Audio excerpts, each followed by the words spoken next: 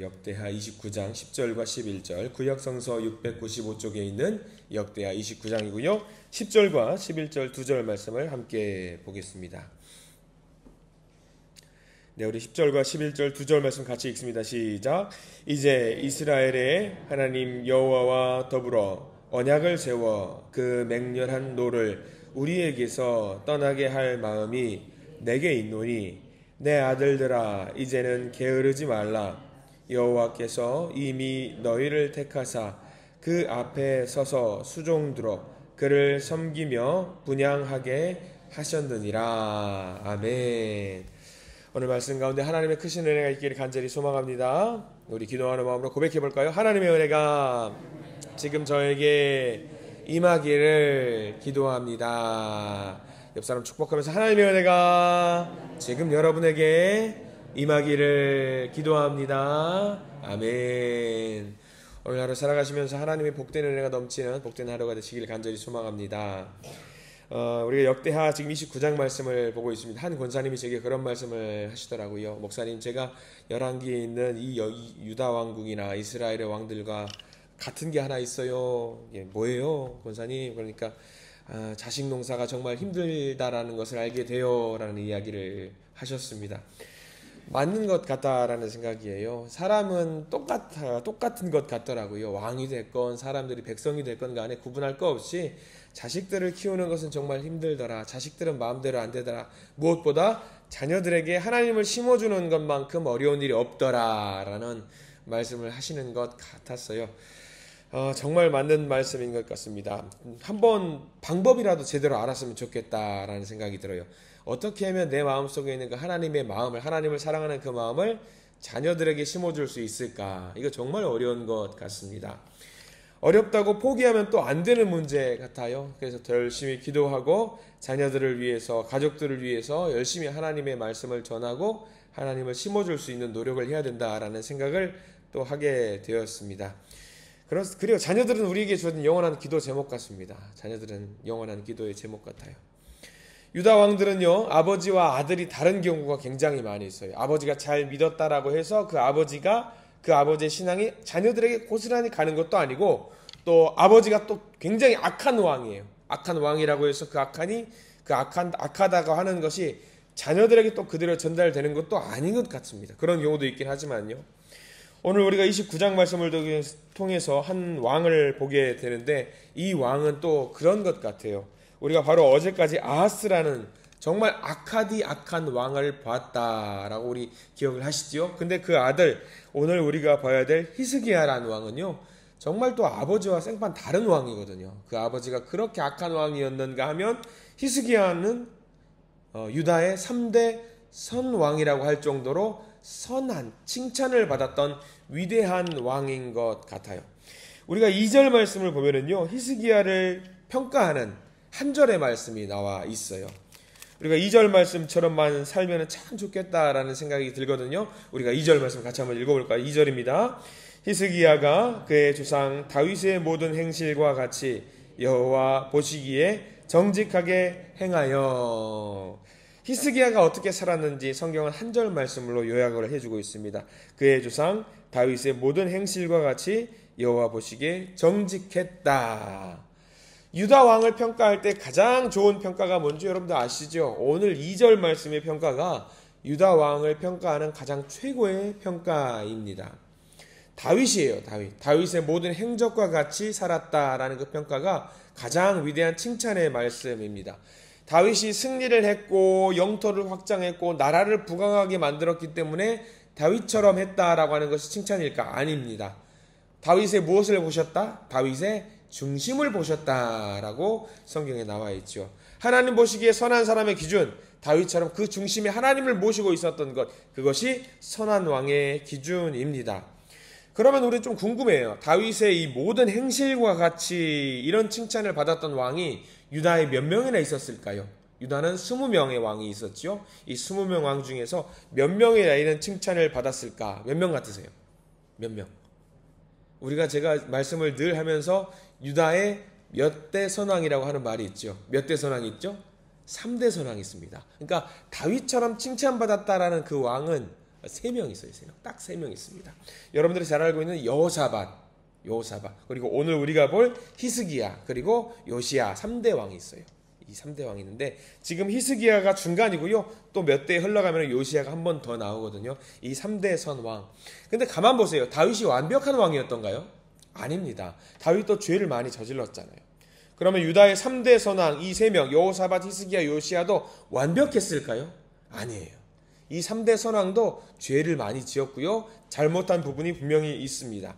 이 3명은 적어도 다윗만큼 누구를 사랑했다? 하나님을 사랑했다. 그 중심에 하나님을 모시고 살고 있었던 왕이었기 때문에 유다의 3대 선왕이라고 평가를 하고 있는 거죠. 그러한 의미에서 우리가 봤던 2절 말씀 전체를 밑줄을 그어 두셔야 됩니다. 히스기야가 그의 조상 다윗의 모든 행실과 같이 여호와 보시기에 정직하게 행하여 라고 했을 때에 여러분들의 이름을 여기다 집어넣어도 부족함이 없기를 간절히 소망합니다.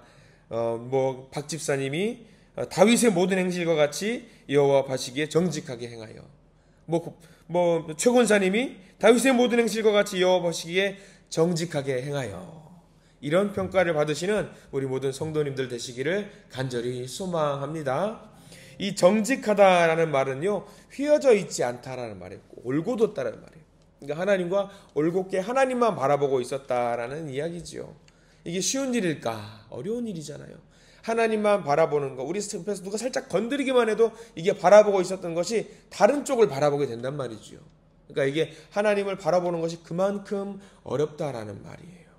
그러나 우리가 노력은 할 수 있을 것 같아요. 그리고 그런 노력을 할 수 있는 성도님들이 되시기를 소망합니다. 우리 3절과 4절 말씀을 보게 될 텐데요. 이제 히스기야가 무엇을 했는지 성경 말씀에 나와 있어요. 열왕기서 말씀을 볼 때도 한번 봤지만 다시 한번 보기를 원하는데요. 3절과 4절 말씀 함께 보겠습니다. 3절입니다. 첫째 해 첫째 달에 여호와의 전 문들을 열고 수리하고, 4절 제사장들과 레위 사람들을 동쪽 광장에 모으고 라고 나와 있습니다. 자, 3절 말씀 보면 첫째 해 첫째 달, 이게 뭘 말할까요? 첫째 해 첫째 달은 히스기야가 왕이 되어서 했던 첫 번째 일을 말하고 있습니다. 가장 첫 번째 달 첫째 날에 무엇을 했는지, 히스기야가 왕이 되자마자 했던 일을 설명해 주고 있지요. 뭐냐면 동그라미 표시 한번 해보세요. 3절에 제일 뒤에 보면은 열고 라고 나와 있어요. 열고. 그 다음에 뭐 있냐면 열은 다음에 수리하고 라고 나와 있고요. 마지막에 4절 제일 끝에 동쪽 광장에 모으고, 이 세 가지를 제일 먼저 했습니다. 왕이 돼서 해야 될 일들이 여러 가지가 있겠지요. 야, 열심히 살자 막 그런 말들 하고 막 다 모여서 잔치를 벌릴 수도 있었을 겁니다. 그러나 히스기야 왕이 했던 제일 첫 번째 일이 뭐냐면 열었어요. 뭘 열었을까요? 성전의 문을 열었어요. 그러면 성전의 문을 열었다라는 이야기는 누가 닫았다라는 이야기잖아요. 누가 닫았냐면 그의 아버지가 성전 문을 닫았기 때문에 자기는 이것이 아니다 싶어가지고 성전 문을 활짝 열었다라는 거죠. 아니 목사님, 성전 문 여는 게 뭐가 문제가 됩니까? 그냥 문 열고 들어가면 되는 거 아니겠습니까? 가서 우리가 늘 유다 왕국, 유다 백성들이 했던 것처럼 예배를 드리면 되는 거 아닙니까? 이게 쉬운 문제가 아니에요. 왜냐하면 이때 당시에 국제 정세를 좀 알아야 되는데, 유다 왕을 위협하는 강한 나라가 하나 있었어요. 어떤 나라냐면 아수르라고 하는 굉장히 강한 나라가 언제든지 유다 왕국을 넘보려고, 정복하기 위해서 호시탐탐 노리고 있었어요. 그러면 아수르한테 잘 보이려면 무엇을 해야 되냐면, 이때 당시에는 이것만 하면 돼요. 아수르가 섬기는 신들을 섬기면 되는 거죠. 아수르의 우상을 섬기려면 뭘 해야 되냐면 우리가 믿고 있는 하나님께 예배를 드리면 안 되는 거예요. 예배를 안 드리려면 뭐 하면 되냐면 성전문을 닫으면 되는 거예요. 닫으면. 그래서 이 히스기야 왕의 아버지였던 아하스는 아수르한테 잘 보이려고 성전문을 굳게 닫고 예배를 막았던 거죠. 근데 히스기야가 보면은 이게 아닌 거죠.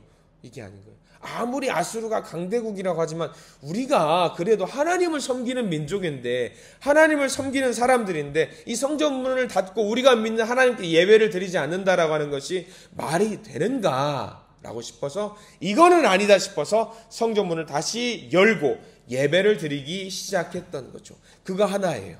그거 하나. 다시 한번 하나님께 나아가서 예배를 드리자. 내 마음을 온전히 하나님만 바라볼 수 있는 그 자리로 나아가자. 이래서 히스기야가 선왕이라는 평가를 받을 수 있다라고 하는 것이죠. 이 히스기야의 모습을 보면서 우리가 결단해야 됩니다. 하나님께도 잘 보이고 세상에도 잘 보이는 이런 길이 있을까요? 없는 것 같아요. 없는 것 같아요. 세상에 보기에 좋은 평가를 받을 것이냐, 하나님께 좋은 평가를 받을 것이냐. 여러분들 이 둘 중에 굳이 선택을 해야 된다면 우리가 어떤 선택을 해야 될까요? 아유 목사님, 이거 양쪽도 다 이게 우리가 칭찬받을 수 있는 방법이 있지 않을까요? 있겠죠. 있기야 있을 겁니다. 그런데 살다 보면 꼭 이게 이해 충돌이 될 때가 분명히 있어요. 그러면 여러분들 믿는 사람으로서 우리가 누구를 골라야 될 것이냐? 아하스처럼 아수르를 섬겨야 될 것이냐? 아니면 히스기야처럼 하나님을 섬겨야 될 것이냐? 결단해야 되는 순간이 분명히 있습니다. 어렵겠죠. 어려울 수 있겠지만 우리 하나님을 온전히 제대로 섬길 수 있는 모든 주님의 자녀들이 되시기를 간절히 축원합니다. 성전 보십시오. 성전이 닫혀 있으면 어때요? 여러 곳에서 고장이 날 수밖에 없습니다. 안 쓰면은 제 기능을 발휘할 수 없으니까요. 성전도 마찬가지입니다. 닫아놨어요. 다 사방에서 보니까 문을 열고 나니까 먼지 풀풀 날리고 막 저기는 막 부러져 있고 하니까 난리가 나 있는 거예요. 야, 이건 아니다. 우리가 하나님께 예배를 드리는 공간인데 이래서야 되겠느냐. 그래서 그 다음에 열었다. 그 다음에 뭐 했다? 수리했다. 수리했어요. 그리고 마지막으로 4절 제일 끝자락에 뭐 했다고 나와 있냐면 광장에서 모았다. 모였다라는 얘기죠. 모든 예배를 드릴 수 있는 사람들이 모여서 예배를 드리기 시작하면서 나왔던 유명한 설교가 5절부터 11절까지 말씀입니다. 오늘 꼭 반드시 이 내용은 읽어보셔야 됩니다. 히스기야가 왕으로서 백성들에게 선포하는 내용이거든요. 이제 열고 수리하고 모여서 선포합니다. 어떤 내용을 선포하냐면 이제 우리가 그동안에 잘못했던 모든 것들을 내려놓고 하나님 앞에 온전한 백성들이 되기 위해서 앞으로 나아가자라는 설교를 하고 있는 겁니다. 특별히 5절은요. 5절 한번 읽어볼까요? 5절에 이런 말씀 나와 있어요. 5절입니다. 시작. 그들에게 이르되 레위 사람들아 내 말을 들으라. 이제 너희는 성결하게 하고 또 너희 조상들의 하나님 여호와의 전을 성결하게 하여 그 더러운 것을 성소에서 없애라. 거기 성결하게 하다라는 말에다가 밑줄을 그어둘까요? 1절 한 절에 2번 표시가 되어 있죠. 성결하게 하라. 성결하게 하라. 그 말은 무슨 말이냐면 구별하라 그 말입니다. 세상 사람들과 우리는 다른 사람들이다. 구별된 삶을 살아야 된다. 특별히 레위 지파 사람들은 하나님께 예배 드리는 것이 직업인 사람들이에요.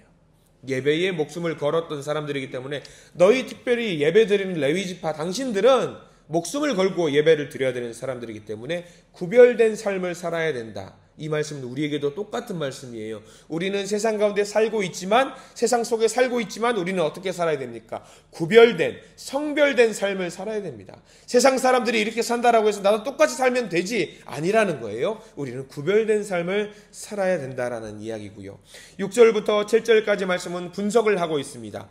무엇이 범죄하게 됐는지, 어떤 형태의 범죄였는지, 누가 잘못을 했는지에 대해서 이야기를 하고 있는데 중요한 것은 6절, 7절에서 우리 조상들이 잘못했다라고 나와 있어요. 근데 우리 조상이 누굴 것 같아요? 여기서 우리 조상. 히스기야에게 조상은요 멀리 갈 필요 없는 거예요. 가장 가까이 있는 조상이 누구냐면 자기 아버지예요. 그러니까 내 아버지가 이런 잘못을 했다라고 사람들에게 이야기하는 거예요. 누가 다른 사람들이 내 아버지를 욕하면 우리 기분 나쁘죠. 근데 지금은 히스기야는 내 아버지가 이런 잘못을 했으니 우리가 하나님 앞에 이런 잘못들을 다 이제 성결하게 구별할 수 있도록 노력해야 되지 않겠냐라고 내 아버지가 먼저 이런 잘못을 했다라고 고백을 하는 거죠. 대단한 고백입니다. 그리고 6절 보면 중요한 말씀이 나와 있는 것은 뭐냐면 6절 한번 거기 밑줄을 그으셔야 되는데 제가 한번 읽어드립니다.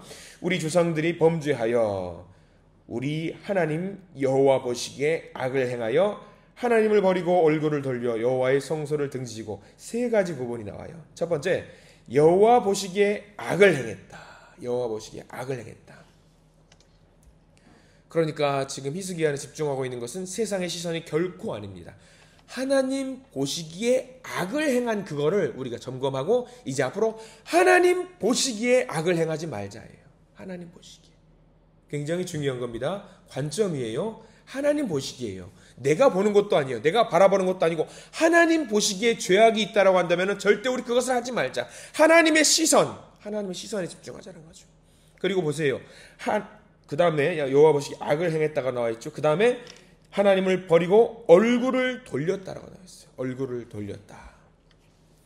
우리가 좀 이제 원어를 보는 것을 저도 좀 굉장히 조심스러운데, 이때 유대인들에게 인간이라는 단어 있죠. 사람이라는 단어를 쓸 때 헬라어 원어로 이야기를 하자면은 안트로포스라는 단어가 있어요. 뭐 그건 중요하지 않습니다. 이게 원래 의미가 뭐냐면 인간, 하늘을 보고 시선을 향한 사람, 그거를 인간이라고 해요. 하나님을 바라보고 있는 사람, 그게 인간이에요. 그러니까 하나님을 바라보고 있지 않은 존재들은 사람이다 아니다? 사람이 아니다예요. 그러니까 여기 표현이 뭐냐면 얼굴을 하나님께로 바라보고 있어야 되는데 얼굴을 돌려서 딴 데로 바라보고 있었다. 이게 사람이다 아니다? 너희들은 사람도 아니었다 그동안에. 우리들은 하나님을 향해서 시선을 고정했었어야 되는데 그렇지 못했다. 그것은 사람도 아니다. 고백하는 거죠. 야, 우리들은 짐승만도 못한 사람들이었다. 하나님에게 고정했었어야 되는데 그렇게 하지 않았다. 인간이라는 뜻이 뭐냐? 인간은, 사람이라는 것은 하나님을 향해서 내 시선을 고정해뒀어야 되는데 이 시선을 하나님께 고정해두지 않았으니 우리는 뭐다? 인간도 아니었다. 짐승만도 못한 존재였다. 히스기야가 계속해서 고백을 하는 거예요. 우리는 이런 존재들이었다. 우리 조상들이 그랬다. 인간이기를 포기했다. 그래서 우리는 이제 하나님께 시선을 고정해야 된다. 이제는 우리는 사람이 되어야 되지 않겠냐. 10절 말씀 이렇게 나와 있습니다. 그래서 마지막 히스기야가 선포하는 내용들이 10절 이후에 나와 있는데 이제 히스기야가 성군이 될 수 있었던 이유가 또 나옵니다. 10절 말씀 함께 보겠습니다.